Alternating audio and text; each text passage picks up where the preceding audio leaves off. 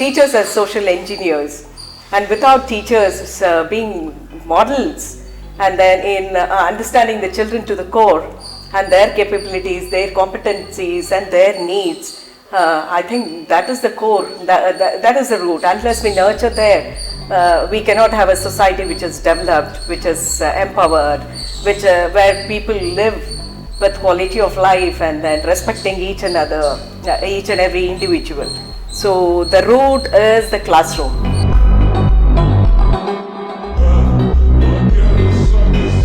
I just intervened and I told, if you're scared, don't be shy or don't be scared. He, you know what he said? Madam, I'm not a victim of stage fear. No, good. A class 5 child good. is extraordinary. Yes. So, that child is a role model, you know, for all children in the class.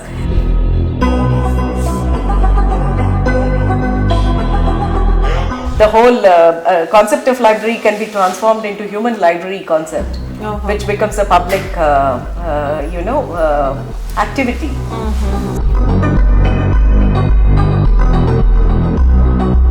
Namaskara, Padma Shree ma'am. Namaste, Sahana. Welcome to Spark Igniting Minds. Today, as we step into the realm where education meets transformation, you ma'am have not just taught minds, but you have ignited future, I can say. So you being the Senior Assistant Director of DSERT and also training several teachers, students, you have created waves in education system, I can say. So welcome to Spark Igniting Minds, and it's truly an honor to have you here. It's my pleasure, and I'm really happy to be part of this series of videos that you're making on Igniting Minds. It's a pleasure and honor to be here. Thank you. Thank you so much. So my first question to you is, if education is a tree, what roots did your 25-year journey plant? 25 years of journey in the department, and apart from that, being a teacher for 10 years and teacher trainer. 35 years. Totally. Almost 35 years you were into the education. So in and out. I have dived deep, and then I think the ultimate goal or the roots, as you said, of the tree, I consider teachers as social engineers, and without teachers being models, and then in understanding the children to the core and their capabilities, their competencies and their needs, I think that is the core, that is the root. Unless we nurture there, we cannot have a society which is developed, which is empowered, where people live with quality of life and then respecting each another, each and every individual. So the root is the classroom. Okay. And as Dr. D.S. Kothari states, the country is shaped in her classrooms. So the classroom, I mean teachers, the pedagogy, that is how the teaching learning process happens, and then the students and the curriculum, that matters the most. So unless we build this, we cannot build our country. That is so true, because education is the foundation. Unless we nurture the nature of the children, I don't think we can get, in future also, in future generation also, we have to have a wonderful youth who can contribute to the country. So children education is the basis for everything, for the country's progress, I can say. So if each role is a chapter of yours, which chapter of your career would you call the plot twist? I think training teachers for how to teach the students writing, that was the crux of my career. Okay. So I used to be a teacher trainer in an institute called Regional Institute of English, South India, Bangalore, RIESI. That is where I got in contact with all the teachers from South India, especially the language teachers. And that was the strength. That was the twist. That was Before the twist.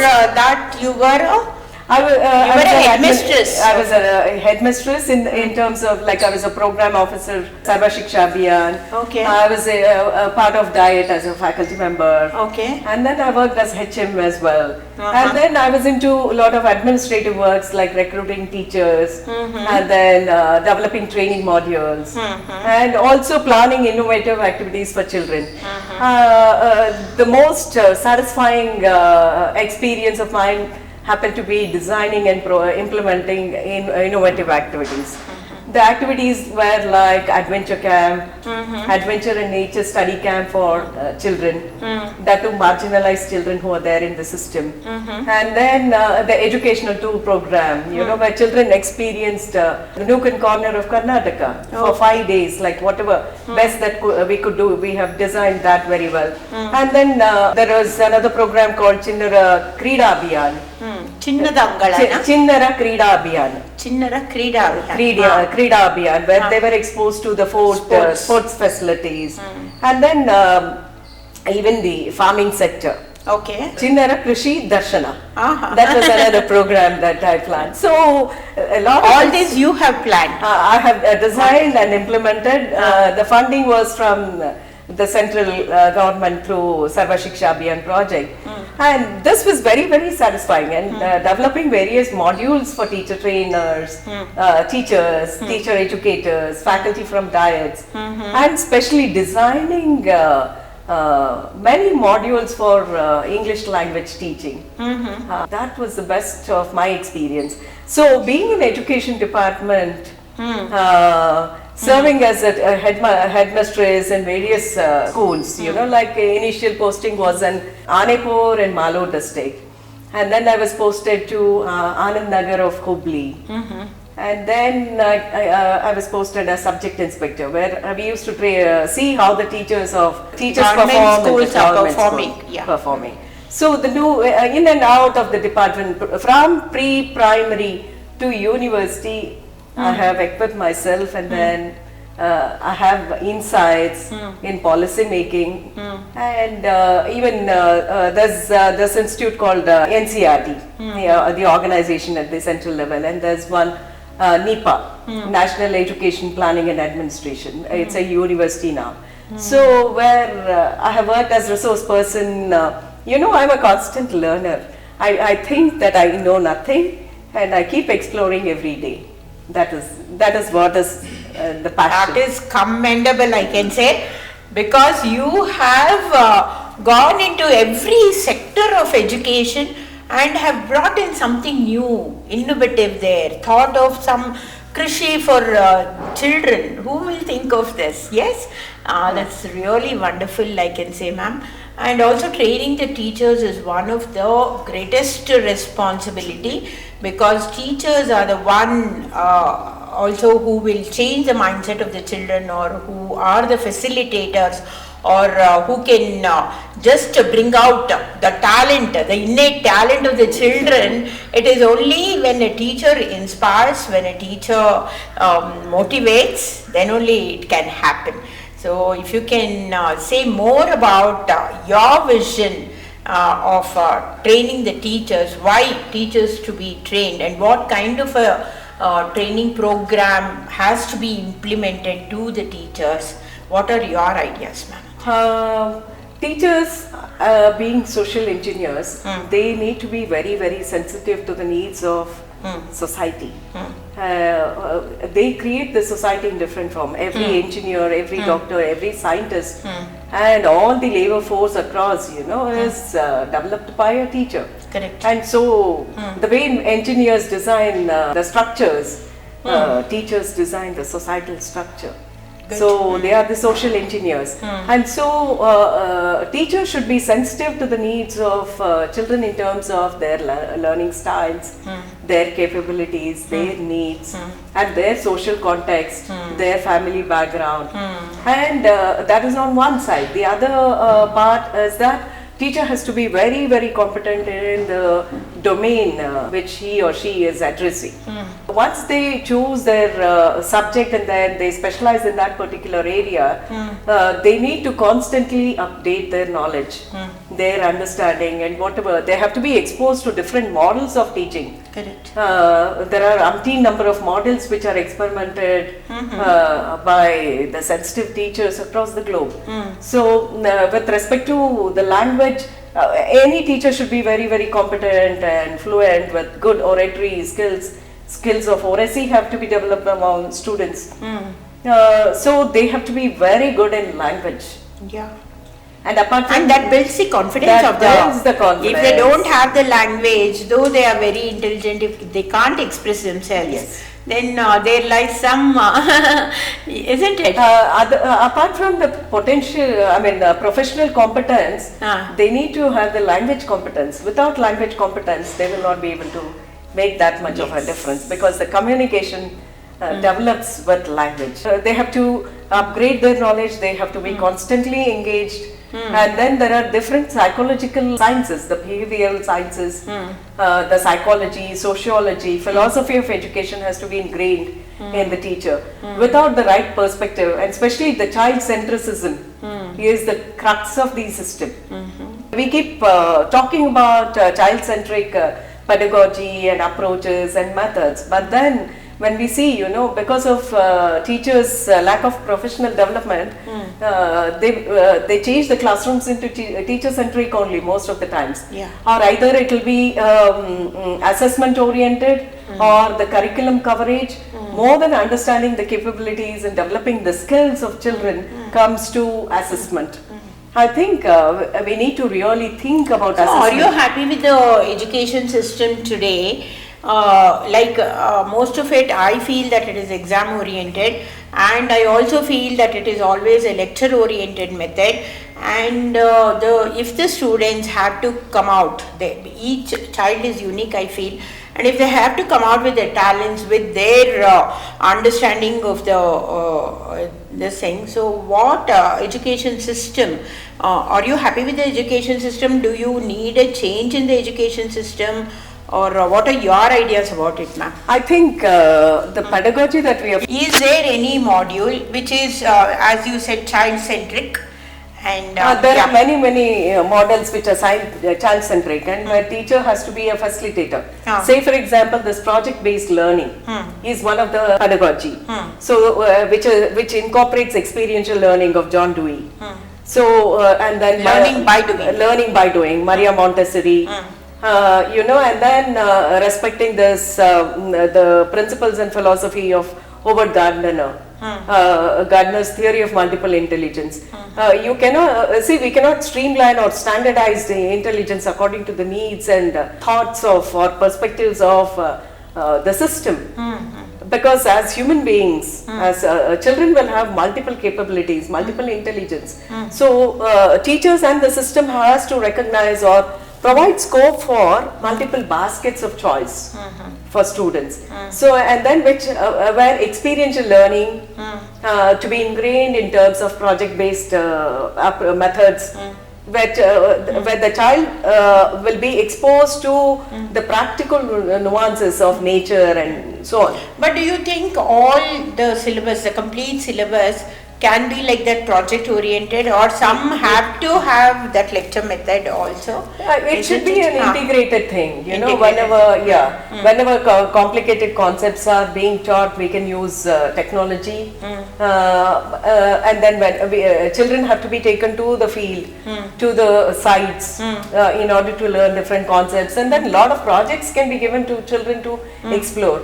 But the governmental system is too huge to manage all this, whatever even simple models being implemented, it becomes very difficult for transaction. Implementation becomes very difficult because there is implementation science itself. Where that's also a science. Implementation science. People in the system should be very good at implementation science. They need to know the perception of the PA stakeholders. And then how well the participants are aware and how well are their perceptions right. And then we need to provide the information in such a way that everybody is informed. There should be a lot of debate that happens, based on the information for any program implementation. And then we need to build the capacity of teachers in such a way that the priority areas of the department or the state or the country is to be taken very, very seriously. And then we need to involve all the stakeholders. So information flow, capacity building, public involvement, and then perception and participation. These are the determined areas that we have to focus whenever we are implementing. Okay. So any small little thing, even a circular, framing of a circular, I think we need to have all these implementation signs or the structures, frameworks in mind while implementing. But then it's very, very difficult because it's massive. 1.5 crore students and nearly 65 lakh teachers. And I have been asking this question to every educator or everybody who is in education.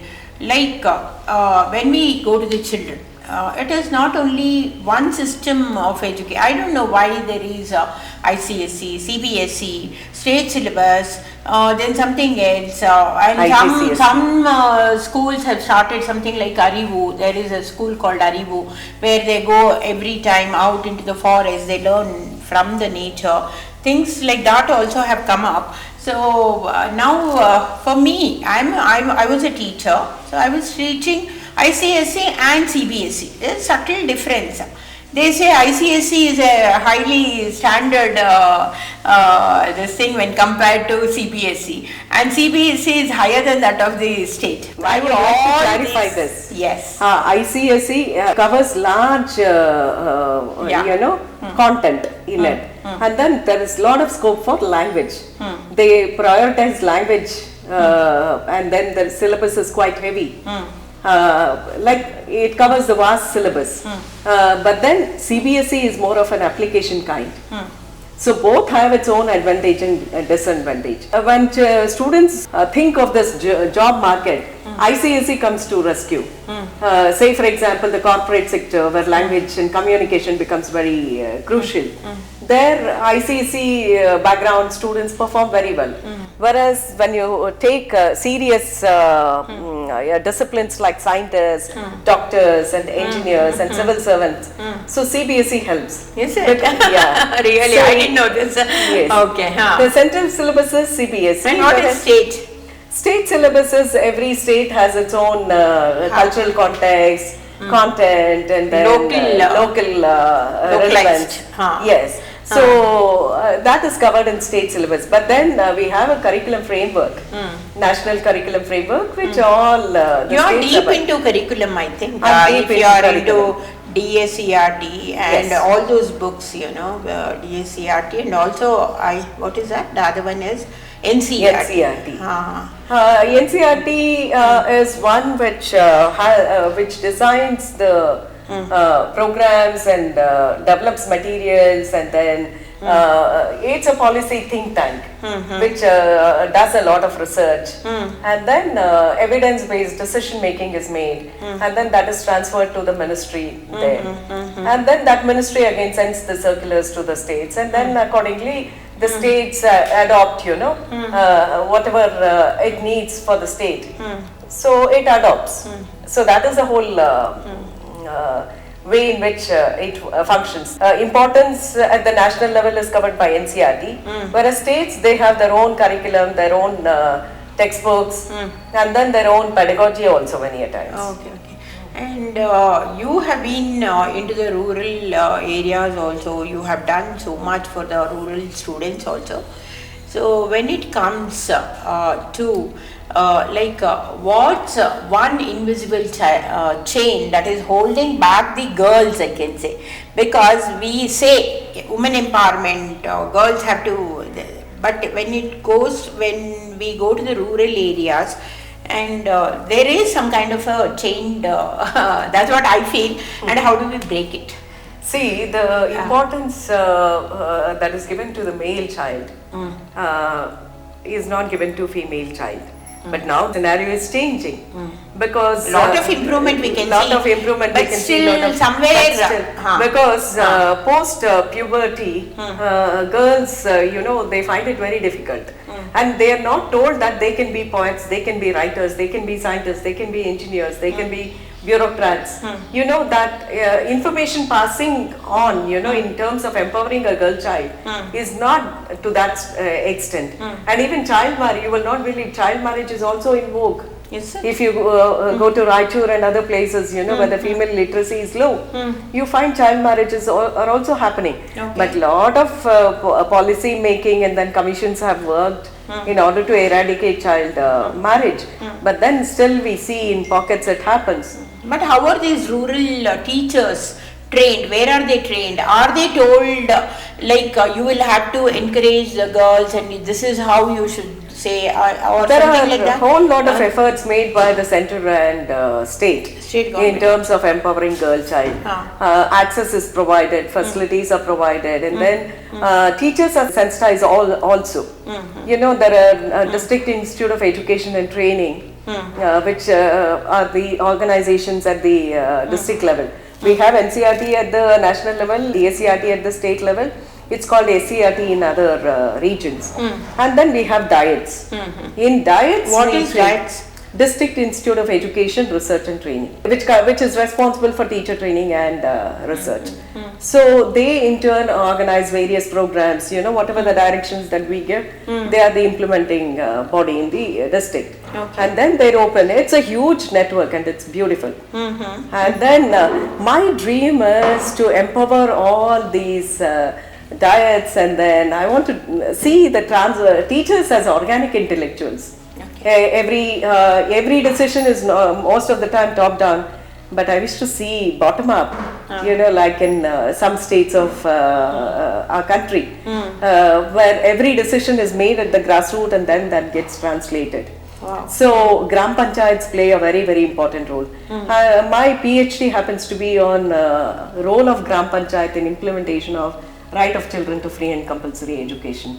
So there, Gram Panchayats are the local self-government. Correct. And they have a specific role in order to provide good quality education to all children in their jurisdiction. So there is this act called Right to Education Act. Correct. And there is one section 9 of the act which states 13 different roles for Gram Panchayat. So providing schools, providing infrastructure, providing teachers, and then designing the curriculum. See, we are designing the curriculum at the national level and transacting it to the state, but then in the act it is mentioned that curriculum can be designed by Gram Panchayats also.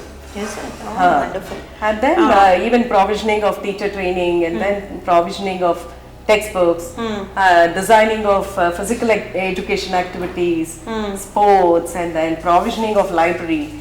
A library not only in terms of school libraries, Gram Panchayat libraries also can be formed. And then the whole concept of library can be transformed into human library concept, which becomes a public, activity. So there is a whole lot of scope, and I wish to see a lot of all this. Being part of the department, it's beautiful. It has really helped me grow in multi-dimensional ways. I can function, or maybe insights can be provided from pre-primary to the university. How it's a huge program. Not that easy because the population and there will be how much ever government is trying, there will be some remote village still. I think every individual like you and me should focus on education, being sensitive to the needs of children at various levels. The newborn child requires a different type of initiatives. Correct. And then an infant might be needing different inputs. Picture books play a very, very important role at the early stages. So provisioning of books and then exposure, lots and lots of materials have to be provided.